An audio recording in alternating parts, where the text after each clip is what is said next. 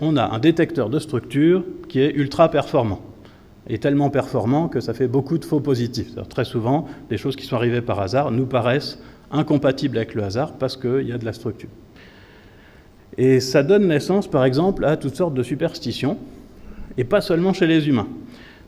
Un exemple historique, peut-être la première fois qu'on a trouvé des superstitions chez des êtres vivants, c'était chez les pigeons. Voilà, c'est Skinner qui a trouvé ça, un des grands noms de la psychologie comportementaliste. Skinner avait pour habitude d'enfermer des pigeons dans des cages, dans des boîtes. Et en fait, il faisait ça tellement souvent que maintenant, ça s'appelle des boîtes de Skinner. Lui, il travaillait sur l'apprentissage. Son objectif, c'était pas de comprendre la perception du hasard au départ, c'était d'apprendre des choses à des pigeons. On peut apprendre plein de choses à des pigeons, c'est très simple, on les met dans des boîtes de Skinner, et puis quand ils font ce qui nous intéresse, on leur donne une graine, voilà, qui tombe dans un petit bol. Et par exemple, comme ça, on peut savoir que les pigeons sont capables de compter jusqu'à 3. Voilà. Alors comment on fait? On a par exemple une petite cloche qui sonne, et quand elle sonne 3 fois, le pigeon doit appuyer sur un levier pour que la graine tombe. Par contre, si elle sonne 2 fois ou 4 fois et qu'il appuie, alors ça bloque les graines pendant 1 minute. Et bien les pigeons, au bout d'un moment, comprennent et n'appuient que quand ça sonne 3 fois. Voilà. Et donc on peut étudier plein de choses comme ça chez le pigeon. Et un jour, Skinner et ses collaborateurs se sont dit, mais qu'est-ce qui se passerait si au lieu de faire ce qu'on a l'habitude de faire, c'est-à-dire donner la récompense quand on a observé le comportement qu'on veut développer, on donnait les graines de manière, alors c'était pas aléatoire, c'était toutes les 20 secondes. Mais en fait ça marche aussi si c'est aléatoire. Et donc ils ont fait ça, ils ont réglé un truc qui met une graine toutes les 20 secondes, au bout d'1 minute par exemple, et on met un pigeon dedans, et voilà ce qui se passe qui est assez étonnant, c'est que le pigeon se met à faire frénétiquement ce qu'il est en train de faire la première fois que la graine est tombée. Donc vous avez des pigeons, ils sont là dans la boîte, ils ne savent pas trop quoi faire, donc il y en a qui tournent par exemple. Et si il vient de faire un tour complet quand la graine tombe, aussitôt il relie les deux, et il se dit qu'il faut tourner pour avoir la graine, et il se met à tourner comme ça en rond. Et 20 secondes, c'est bien calibré, c'est-à-dire c'est pas trop court, c'est pas trop long. Donc il a le temps de tourner plusieurs fois. Normalement, il aurait la preuve que ça marche pas à tous les coups, mais il continue à tourner quand même. Et puis il y en a d'autres qui battent des ailes, qui se mettent à sauter, enfin on peut faire plein de choses marrantes.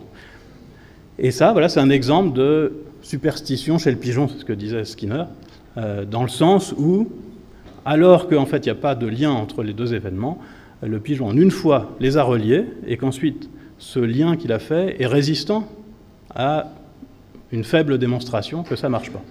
Alors il ne faut pas trop se moquer des pigeons, parce que ça marche aussi très bien avec les humains. Alors, on ne les met pas dans des boîtes, on les met devant un ordinateur en leur disant « voilà un jeu, il y a un nombre de points qui est indiqué en haut », et ils ne savent rien du tout sur la règle du jeu, et puis ils ont un clavier, et on leur dit qu'il faut gagner des points.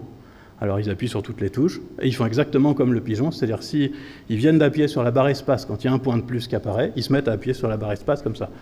Et comme ça ne marche pas, ils se disent « ah, il faut appuyer d'une certaine manière », ou alors « après, on ne peut plus avoir de points pendant 10 secondes ». Enfin, ils trouvent plein d'explications, mais ils continuent quand même à appuyer sur la barre espace. Voilà, ça marche aussi avec les humains. Et voilà, donc vous voyez qu'on peut avoir des idées fausses comme ça, qui s'expliquent par le fait qu'on repère trop les structures. Ça, c'est relié à cette histoire de détection de structure. Ici, la structure, c'est juste 2 événements sont liés dans le temps, et on en déduit une relation de cause à effet de manière un peu rapide, un peu excessive.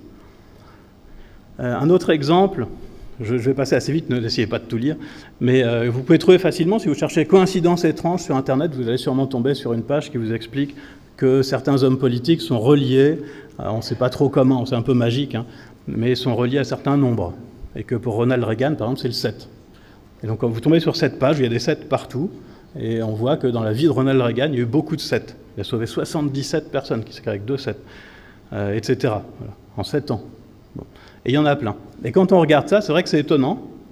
Donc on détecte la structure. J'essaie de comprendre comment ça a pu arriver. C'est-à-dire comment des gens ont pu croire qu'effectivement, il y avait quelque chose qui ne pouvait pas s'expliquer par le hasard, et beaucoup de 7 dans la vie de Ronald Reagan. Et j'imagine que c'est arrivé par le fait que quelqu'un a trouvé un jour 2 ou 3 7 de suite dans la vie de Ronald Reagan, et s'est dit « oh, 2 ou 3 7, c'est incroyable, ça fait une structure, ça ne doit pas être le hasard », et il s'est mis à chercher partout des 7 dans la vie de Ronald Reagan, et il en a trouvé plein. Voilà. En réalité, bien sûr, vous imaginez bien qu'il n'y a rien de magique là-dedans, c'est simplement que des nombres ou des chiffres, encore plus dans la vie de Ronald Reagan, on en trouve plein. Et voilà ce que moi j'ai réussi à faire en 10 minutes sur Wikipédia. Je ne suis pas du tout historien. Je cherchais des 6 au lieu des 7, juste pour voir si ça marche aussi. Et ça marche très bien. Donc vous voyez par exemple Ronald et Reagan, il y a à chaque fois 6 lettres, etc. Donc ça marche avec 6. Je suppose que ça marche aussi avec les autres chiffres, je n'ai pas essayé. Mais là encore, ça peut naître de notre détecteur un peu trop sensible de structure qui nous fait déjà nous étonner quand on voit 3 fois le nombre 7 dans la vie de Ronald Reagan, par exemple. Alors après, selon les hommes politiques, ce n'est pas les mêmes chiffres. Quelque chose d'un peu équivalent, je ne sais pas si vous avez entendu parler de ça, c'est les codes de la Bible, par exemple. Des gens mettent le texte de la Bible, ou ça marche très bien avec n'importe quel texte, en fait. Des gens essayent avec Moby Dick, ça marche pareil.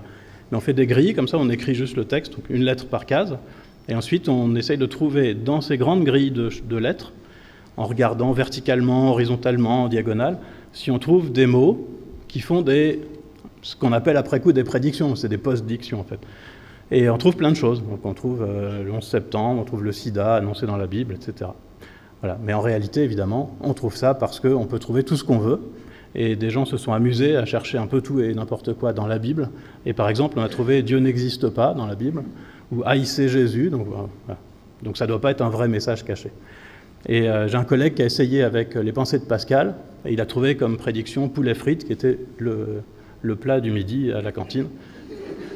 Donc voilà, c'était prévu dans les pensées de Pascal aussi.